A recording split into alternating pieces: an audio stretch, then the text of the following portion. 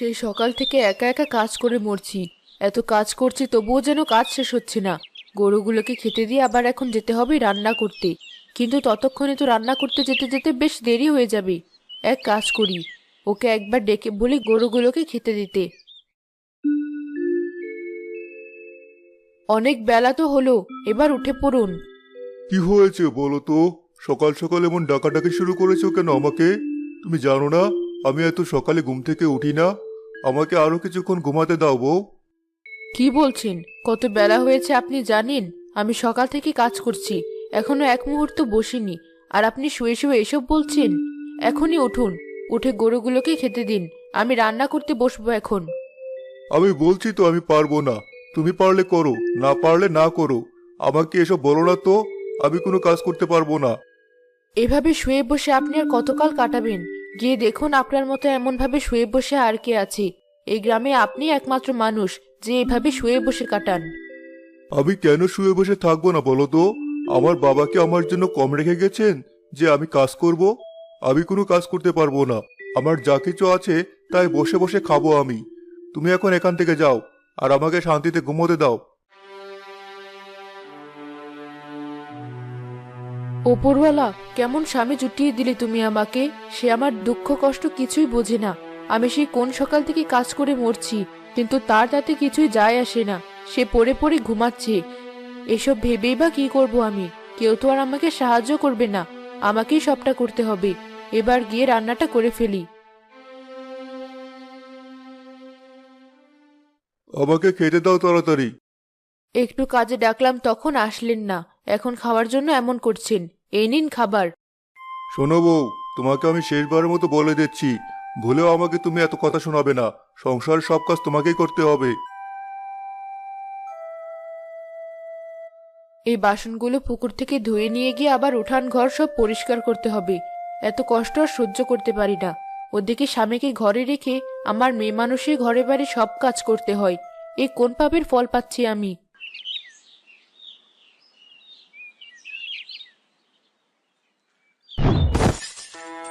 মরে গেলাম।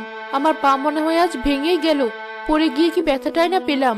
এত কাজের মধ্যে আবার পড়ে গিয়ে ব্যথা পেলাম।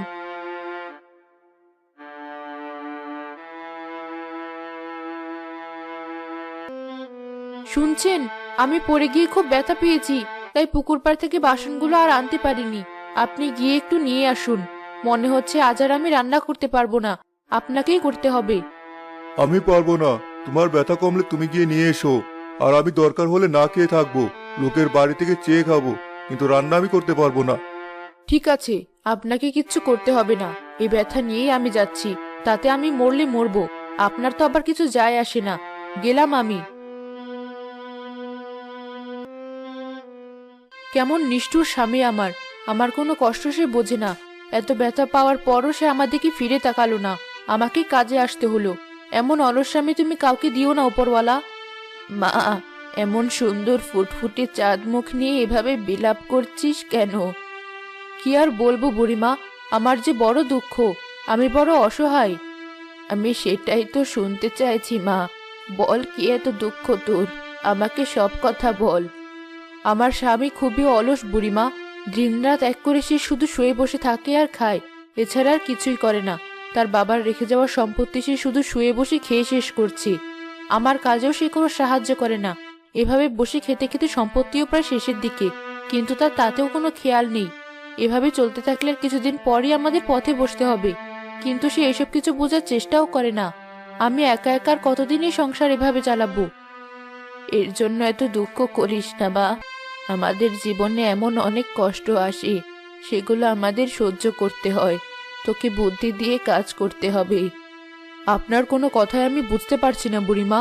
আপনি কি বলতে চাইছেন? আমাকে একটু ভালো করে বলুন, আমি কি করব? শোন মা, তুই এতদিন অনেক কাজ করেছিস, আবার তোর স্বামীকে কাজের জন্য অনেক জোর করেছিস, কিন্তু তাতে কোনো লাভ হয়নি। এর মানে তোর বল হেরে গেছে, তাই এবার তোকে বুদ্ধি কাজে লাগাতে হবে। কিন্তু কি বুদ্ধি কাজে লাগাবো আমি বুড়িমা? তেমন কোনো বুদ্ধি তো আমার মাথায় আসছে না। শোন, তুই শুরু থেকে এই সংসারের হাল ধরে আছিস, আর তোর স্বামী সেই সুযোগে দিন দিন কাজ না করতে করতে অলস হয়ে গেছে। এবার তোর স্বামীকে দিয়ে সব কাজ করাতে হবে। আর তুই যতদিন এখানে থাকবি সে কোনো কাজ করবে না। তাই আগে তোকে এখান থেকে সরতে হবে। কিন্তু আমি সরে যাব কোথায় বুড়িমা? যাওয়ার জায়গা যদি আমার থাকতো তবে কি আর আমি এমন মানুষের সংসারে পড়ে থাকতাম? তিন কোলে আমার কেউ নেই, তাই কোথাও যেতেও পারি না। আর সেটা জেনে তিনি এমন করেন। তিনি জানেন আমার কোনো যাওয়ার জায়গা নেই, এখানেই আমাকে পড়ে থাকতে হবে। কে বলেছে নেই? তুই আমার বাড়ি যাবি, যদিও আমার ছোট ঘরে তোর থাকতে একটু অসুবিধা হবে, এছাড়া আর কোনো অসুবিধা হবে না। আমার বাড়িতে তো আমি একাই থাকি, তুই আমার ওখানে চল তবে। কি বলছেন বুড়িমা? আপনি আমাকে জায়গা দিতে চেয়েছেন এই অনেক, আমি এতেই অনেক খুশি। আর এটাতে যদি উনি ঠিক হয়ে যায় তাহলে আমি তাই করব। বেশ বেশ, তাহলে যা, সব নিয়ে চলে আয়। আমি এই পুকুর পাড়ে তোর জন্য অপেক্ষা করছি। আপনাকে আমি একটা কথা বলতে চাই। আপনি যদি এখন থেকে আমার কাছে সাহায্য না করেন আর আয় রোজগার না করেন তবে আমি আপনার বাড়িতে থাকবো না, আমি চলে যাব। কি বলে ভয় দেখাচ্ছে আমাকে দেখো। আমি এতে ভয় পাচ্ছি না, বুঝলে? আর আমি কোনো কাজ করতে পারবো না, আগেও বলছি, এখনো বলছি। তোমার যেখানে যাওয়ার আছে যাও দেখি, আমার কানের কাছে ঘ্যান ঘ্যান করো না তো। বাড়ি ছেড়ে চলে যাবে তা এখনো চুপ করে দাঁড়িয়ে আছে কেন? যাও যাও। হ্যাঁ, এখনই যাচ্ছি আমি। থাকুন আপনি আপনার বাড়িতে, চললাম আমি। বুড়িমা, চলো। এ কি, সত্যি চলে এসেছিস? ও আটকায়নি তোকে? না বুড়িমা, চলো তুমি এবার। এই তো দেখ, এই ছোট্ট বাড়িটাই আমার, এখানে যতদিন ইচ্ছে থাক তুই। তোমার বাড়িটা বেশ সুন্দর বুড়িমা, এখানে থাকতে আমার ভালোই লাগবে। আমি কিন্তু পরে প্রায় আসবো। আসিস, তুই আসলে আমার ভালোই লাগবে। আমারও যে তোর মতো কেউ নেই। এবার তুই বিশ্রাম কর, আমি তোর জন্য একটু খাবার নিয়ে আসি। ধুর, তোমাকে ওসব করতে হবে না, আমি তো তোমার মেয়েরই মতো। তুমি আমার কাছে বসো একটু।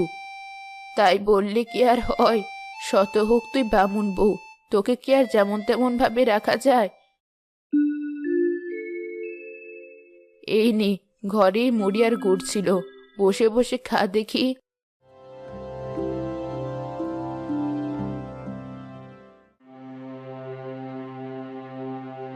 এ কি, সন্ধ্যা হয়ে গেল, বউ তো এখনো এলো না।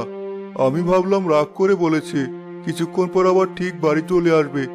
আমার জানা মতে ওর তো যাওয়ার কোনো জায়গা নেই, তাহলে গেল কোথায়? এদিকে আমার খিদেও লেগেছে, ঘরে কোনো খাবারও নেই। কি করি এবার?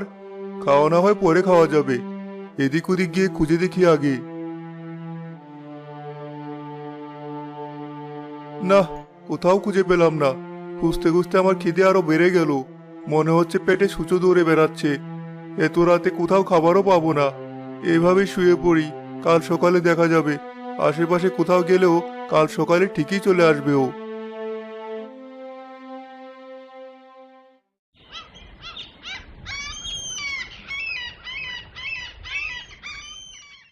বুড়িমা, ওনাকে ছাড়া আমার আর একদম ভালো লাগছে না। কি না কি করছে একা একা কে জানি। আমি এবার বাড়ি চলে যাই। না, এখন নয়, এখন গেলেও কিছুই বুঝবে না। তুই আরেকটু অপেক্ষা কর, সময় মতো আমি নিজেই তোকে যেতে বলবো।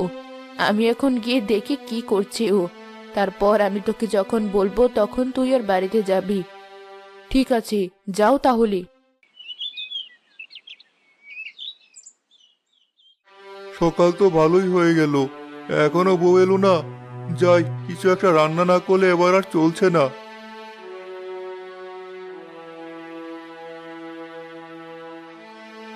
এ কি, আমি তো আগুনই জ্বালাতে পারছি না।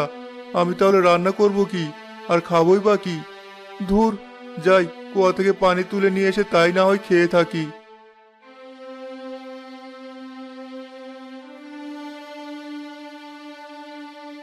এ কি, পানি কি ওজন! এই যা, আমি তো পানির হাঁড়িও ভেঙে ফেললাম। আমাকে দিয়ে তো কোনো কাজই হচ্ছে না, আমার শরীর একেবারে ব্যথা হয়ে গেছে। আমি তো একবার রান্নাও করতে পারলাম না। বউ সব কাজ কি করে একা একা করে? ওদিকে আবার গরুগুলো যে ডাকাডাকি শুরু করছে, এবার ওদের খেতে দিতে হবে। আমি তো নিজে খেতে পাচ্ছি না, ওদেরকে কি খেতে দেব? কি যে করি এবার! বামন, বারান্দায় বসে একা একা কি বিড়বিড় করছো? তোমার বউ কোথায়? সে কথার কি বলবো বুড়িমা, আমার পোড়া কপাল। আমার লক্ষ্মী বউ আমাকে ছেড়ে চলে যাওয়ার কথা বলল, আর আমি তাকে না আটকিয়ে চলে যেতে দিয়েছি। তখন সে রাগ করে চলে গেছে, আর কোথায় গেছে আমি তাও জানি না। আমার বউকে ছাড়া আমি আর থাকতে পারছি না। অমন করে বলো না বাবা, দেখবে ঠিক চলে আসবে। তবে যে কারণে রাগ করে চলে গেছে সেসব কিন্তু ঠিক করে নিও। আমি তাহলে আসি এখন। দেখে এলাম তোমার স্বামীকে, সে তো তোমার জন্য একেবারে পাগল হয়ে গেছে। বলো কি বুড়িমা, তাই নাকি? বুড়িমা, এবার তাহলে যাই আমি। ঠিক আছে, যাই এবার। আর এই বুড়িমার কাছে আসিস মাঝে মাঝে। নিশ্চয়ই আসবো বুড়িমা, আর তুমিও যেও। আমি এ কি করলাম? বউকে কেন আটকালাম না? আমি এখন কোথায় পাবো তাকে? আর কোথায় বা খুঁজবো? আর খুঁজতে হবে না, আমি চলে এসেছি। তবে আর যদি অলসতা করো তবে আমি একেবারে চলে যাব। না না বউ, আমি আর অলস হয়ে থাকবো না। ঘরে বাইরে সমানভাবে কাজ করব। তুমি আমাকে ছেড়ে আর কোথাও চলে যেও না বউ। ঠিক আছে, যাব না। তাহলে চলো, দুজনে মিলে এখন রান্না করি। আমার খুব খিদে পেয়েছে। এরপর থেকে বামুন বাইরেও কাজ করে, আবার ঘরেও তার বউয়ের সাথে কাজ করে।